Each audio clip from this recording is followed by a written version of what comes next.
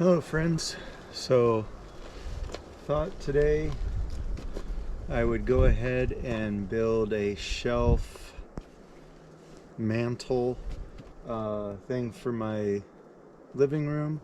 I'm going to put it underneath the TV, just give us a place to set a DVD player or some candles. I think when I do it, I'm gonna put some hooks on it. Maybe Christmas is coming up here in a little bit. Maybe that'll give us a place to hang some stockings. But just thought I would bring you guys along, show you what I'm doing. So I've got some cuts on this I need to make. I've got my planer out here. I am going to plane the top of the shelf, but the rest, this is all rough cut blue pine.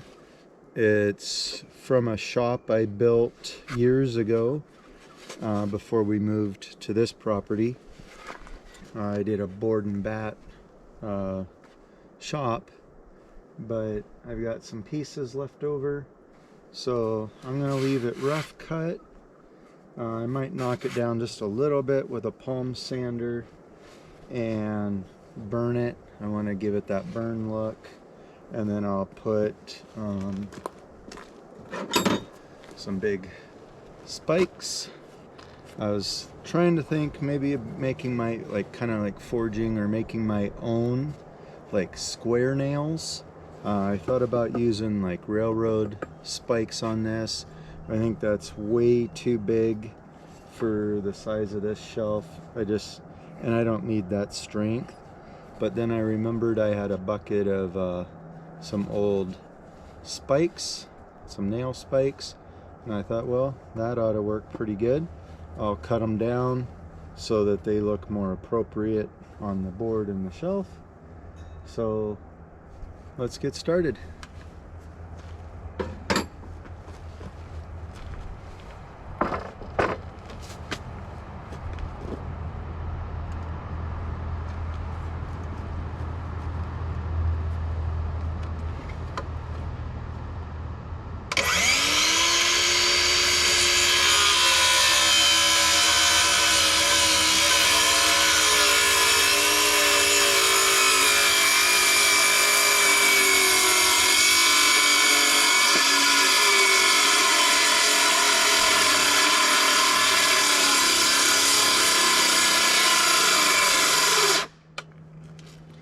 Okay, well, I did check my batteries before starting, but I'm either getting some good twist in this as I'm cutting it, which is probably the case.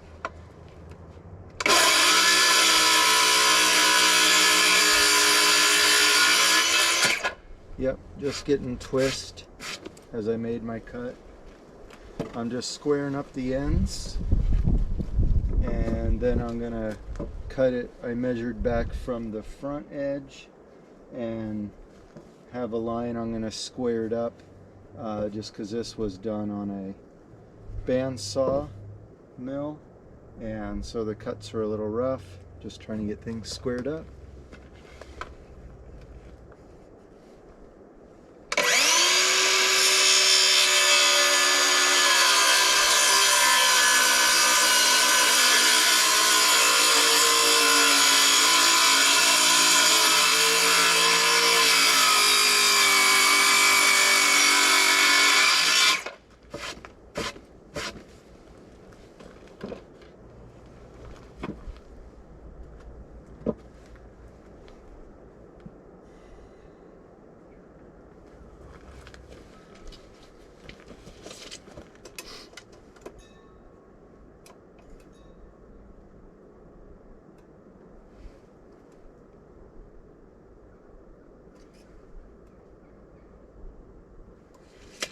Okay, so I was just measuring my guide here, 1 1/8 from the face of the blade. I think since this is going to be a longer cut, I do want to put a straight edge there that I'll clamp down and run my saw against. Try and keep a straight cut.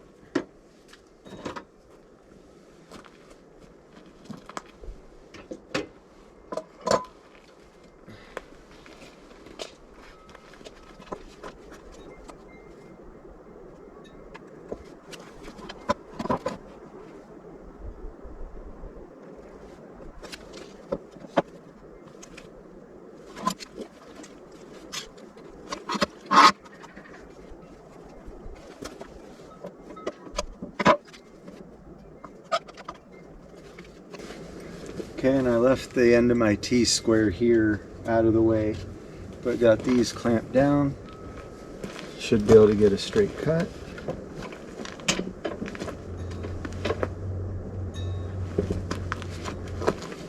Double check my depth. I'm just going to run through the top of the sawhorse here. Not too worried about that.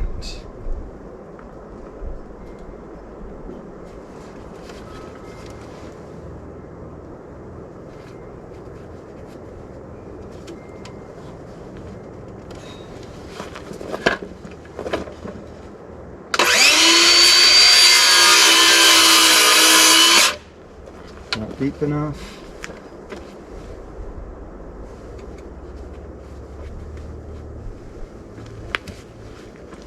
No, wrong way.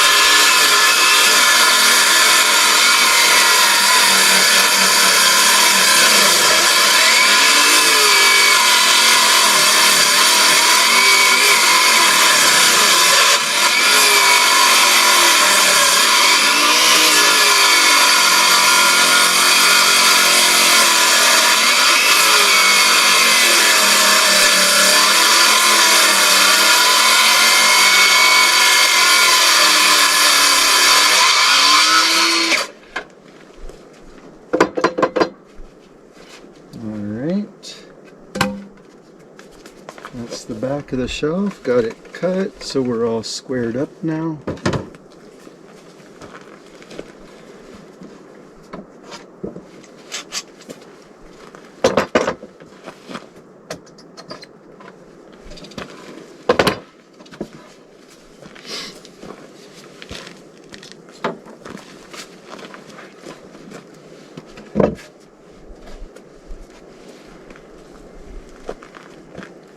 So that's the look of it before we do any planing. There's a little bit of a cup to it, so that's the other reason to plane it. Just try and get one surface nice. So I'll get this sized up a little bit here.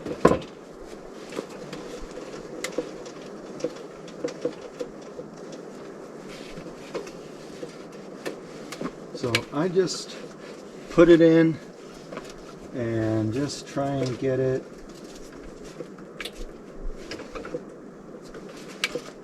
just where I can move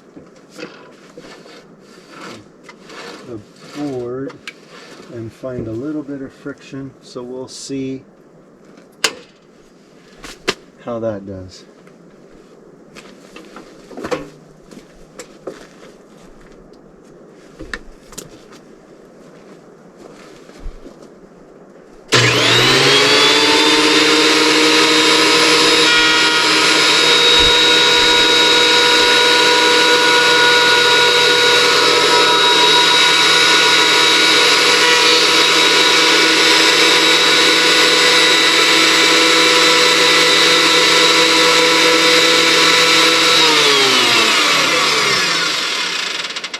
Okay, so that barely touched it, So now I'm going to do a half a crank on the planer, and we'll do another pass until we get it nice and smooth. So this will take a few passes. This DeWalt planer that I have does up to a 12-inch wide board, but it doesn't like to do a lot at a time, so I just go down slowly and just keep working it through until I've got a nice looking board.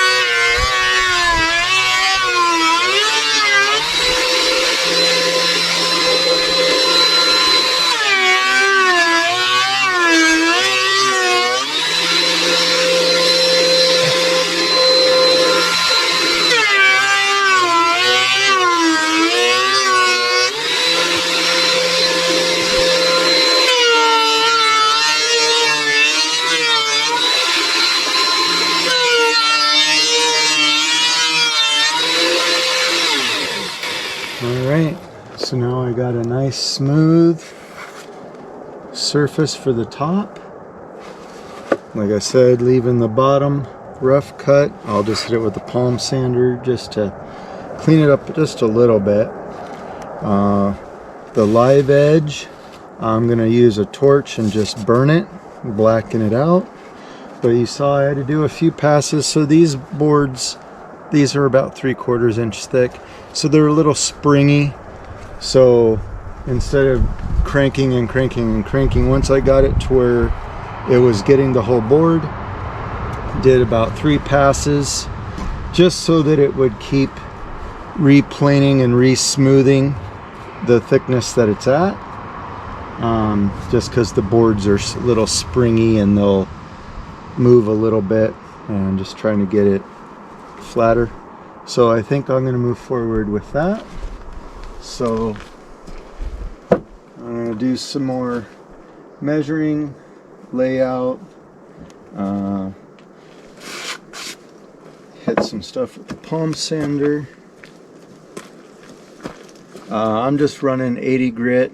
I'm not looking to get this real smooth on the other sides. I'll knock down some edges, just clean things up a little bit.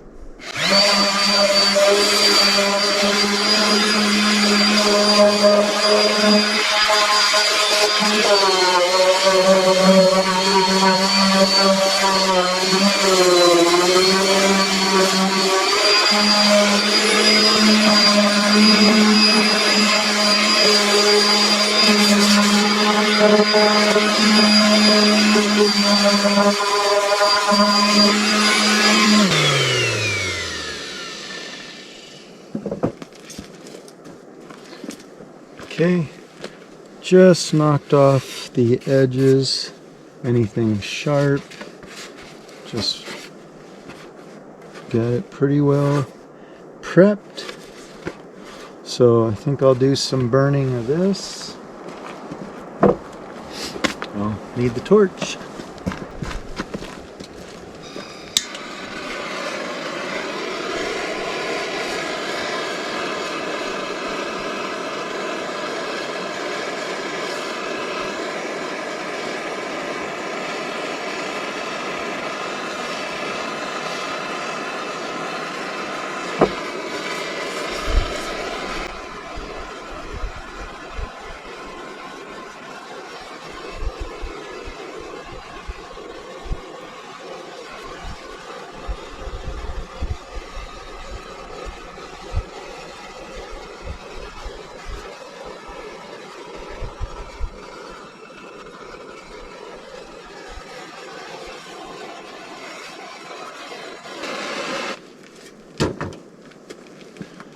Alright, so you can see I've got that live edge all darkened up.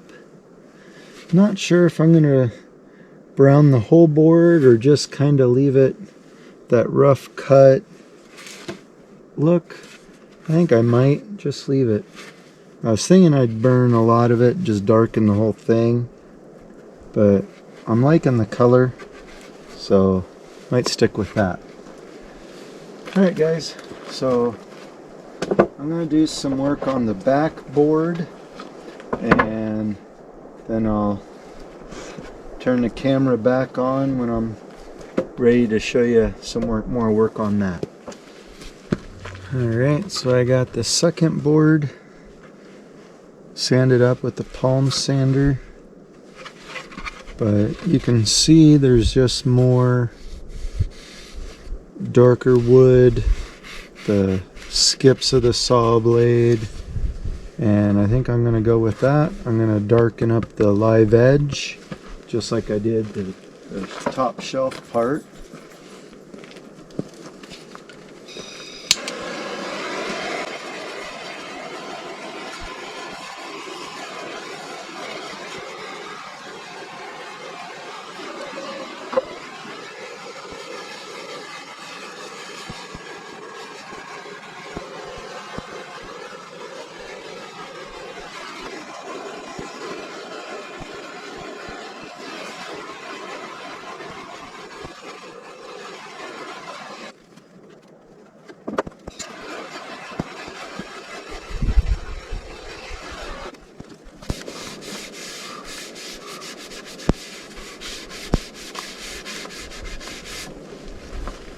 Alright, so the live edge is now darkened up.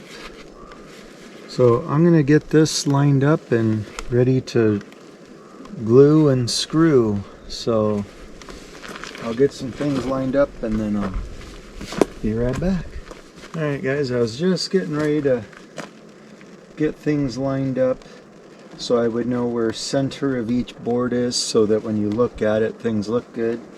But that reminded me of a little trick that I was shown years ago.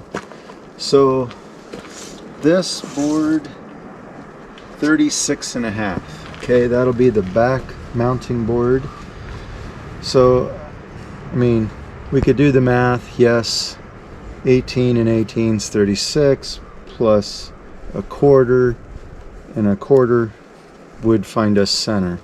But if it's not that easy, the other trick is 36.5. I bend my measuring tape in half, so I've got 36.5. Now we look at the measuring tape, and you don't want to overdo this, you don't want to crease it and ruin the tape, but right in the center of my loop, 18.25. So now I know where the halfway mark will be on my board.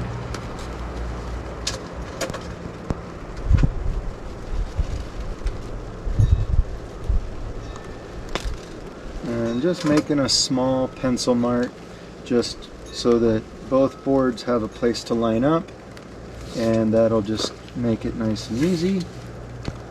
Okay, so this one, 41.75. So the math is a little more difficult on 43.25. 41.75. Okay, 41.75. Hold that there. Come up here. Look at my squeeze. And I'm pretty sure I'm hitting 20 7/8 in the center of that. So that's what I'm going to go with.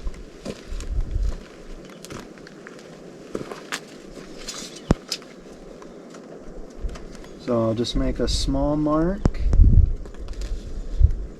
And now all I got to do is flip measuring tape around and see if I got that right. And how about that? 20 7/8. So we are good to go. So hopefully that little trick will help somebody out there. Just real easy. Anything goofy, you know, just feeling brain dead and just want to know the, you know, the measurement, looking for this halfway point. real easy to do. So hopefully that helps. Okay, I'm gonna get these lined up, see if I can get them squeezed together, and then I'll get ready to glue and screw. Okay, so I'm setting up to start screwing my holes here. So another trick that I wanted to share, I've got my screw, just an 1 5/8 sheetrock screw. I've got just a small drill bit, just something so my wood's not going to split, but the threads will still grab. So the trick, line the two up and just use a piece of tape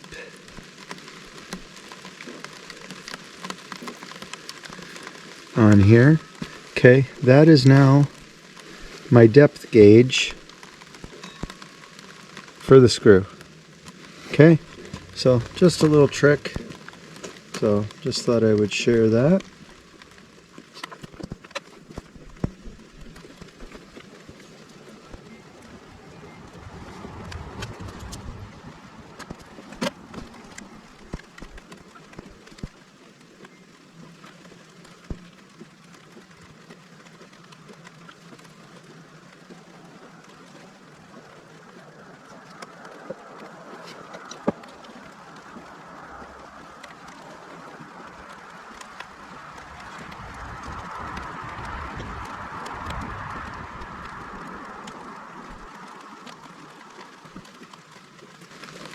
Okay.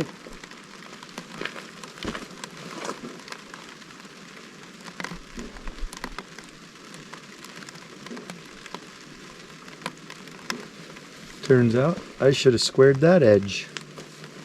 I think I squared the wrong one and then changed my mind.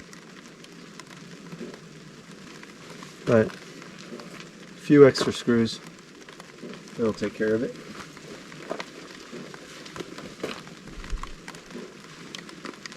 I'll just work my way out from the press here.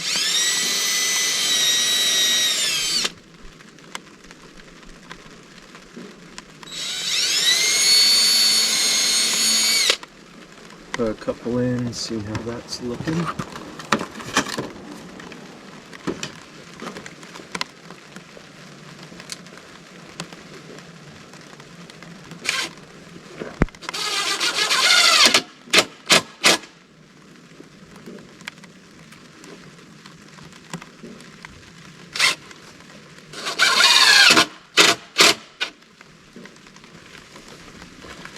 So what I'll probably end up doing is I've got some like tan caulking for like trim.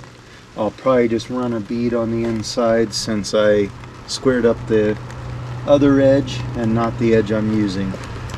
But sometimes you just have to roll with it.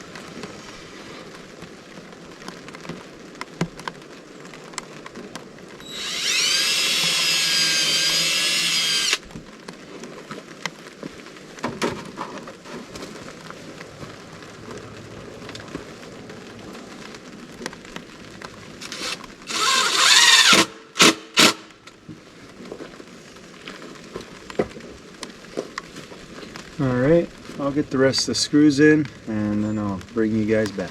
Alright guys, so of course it's a fall day, decided to start raining. So I just wanted to show you. I did one to practice. Now I'm going to show you the other side. But what I did is I used an antler to brace my shelf. So I like to go out and do some shed hunting and, you know, go out in the woods, have adventures, and sometimes we find antlers. So I thought, well, go ahead and use some antlers on this to support the shelf so it doesn't want to fall over and, you know, break, or if we get too much weight on it, bend, whatever. So I did clear it with the wife. So I got this one side in. I'm going to show you the other side. So I went ahead, I already, with the antler, played with my angles a little bit with the sander, kept sanding away the bottom to create the angle that I want. And I just want this to push against this shelf. I'm not gluing this. I did one screw on this side and it's pinching real tight, so that's what I'm looking for on this side.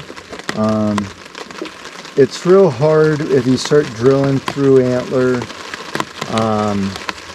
with screws and nails or whatever to then camouflage that without it looking kind of crappy with a bunch of screws sticking out. So I used like a deck screw, kind of a gold deck screw on this side. I'm going to do the same on this side. I've done it in the past where I'll be tapering the hole on this one, then you can come back with like some wood putty, something close to the color, but I'm going to try not to do that today. So I'm going to try and get this to where it is sitting good and has a good pinch on this board to support it. So I am going to just run a drill bit through this so I can put a screw through here. This one is pretty much the size of this screw. I don't want to split the antler with any pressure. I just want the pressure pulling it to the board.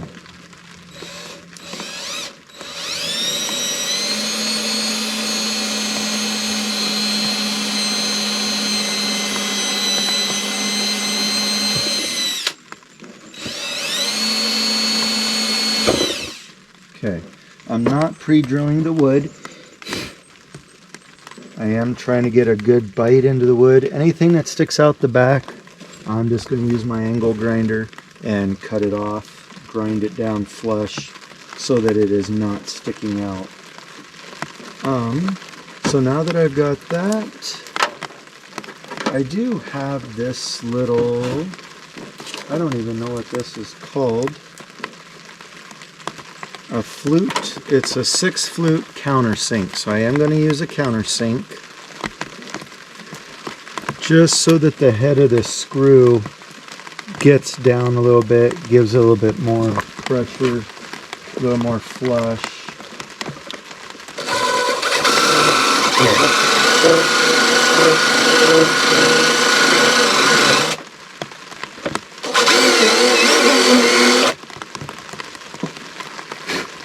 Okay, hopefully you can see that. Just did a little countersink, give the head of the screw somewhere to go.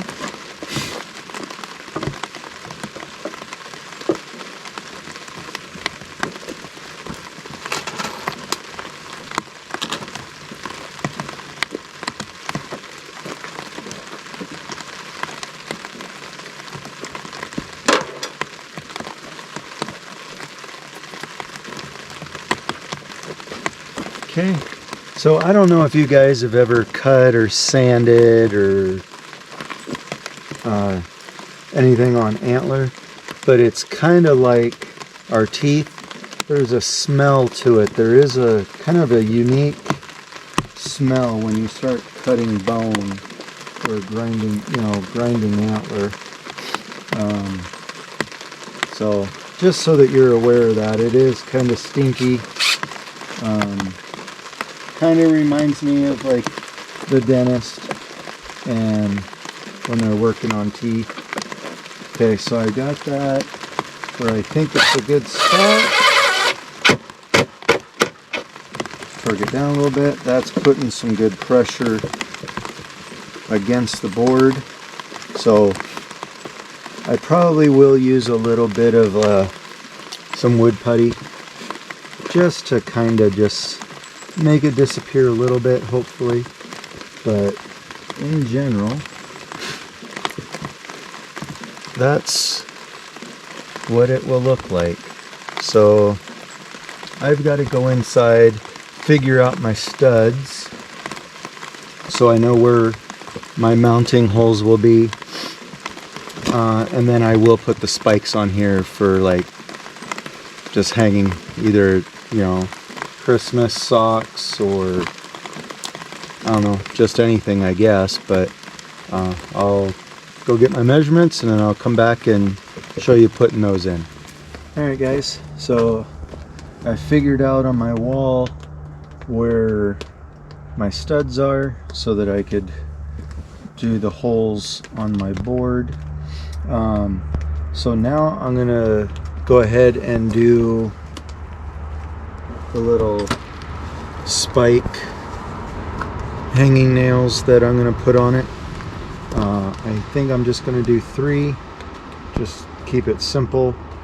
With this being 3/4 of an inch, close to an inch, I think I'm just going to go with 3 inch. So I'm going to cut these 3 heads to 3 inches, pre-drill just a tad bit smaller than the shank size of these, so they get a little bit of a compression fit into the board. I'm not too worried about glue.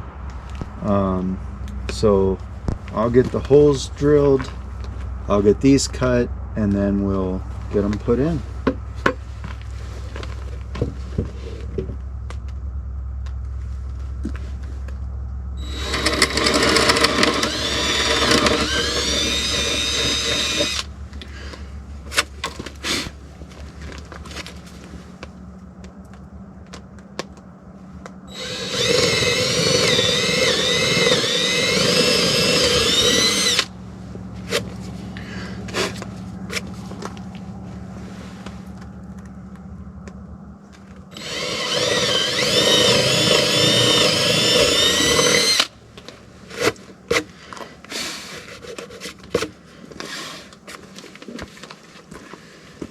Okay, so in my case, they are spaced 9 inches apart.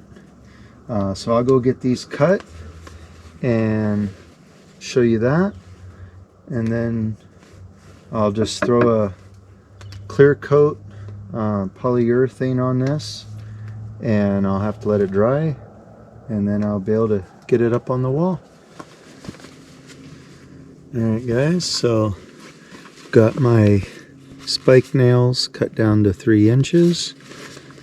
Put a little taper on the end for it to go into the hole a little more smoothly. So I just like to use something as a backing plate so I have a stopping point. Okay, so like I was saying, I like to put something behind it as a stopping point so that it'll stop flush. I can always back it out just a little bit if I need to, but that.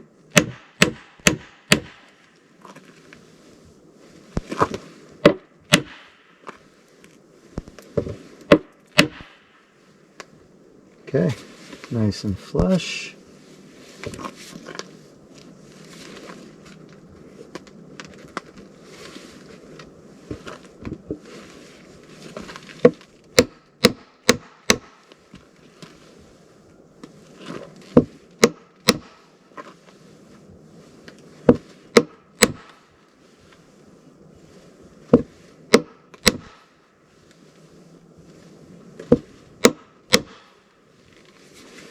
Okay, we're good there.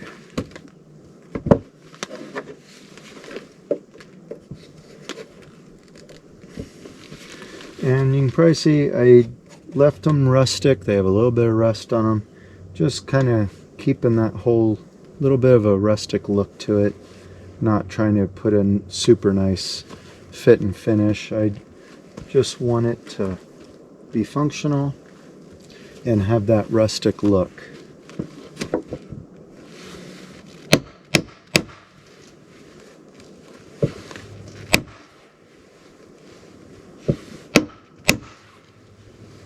Okay.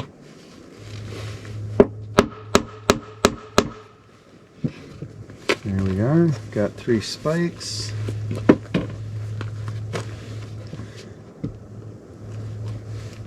Be a nice shelf. So I'm going to go ahead and take this into my heated room and go ahead and put a coat of polyurethane on it, and I think we'll call that good. So thanks for watching, and please leave a comment and thumbs up if you would, and subscribe. Thanks a lot.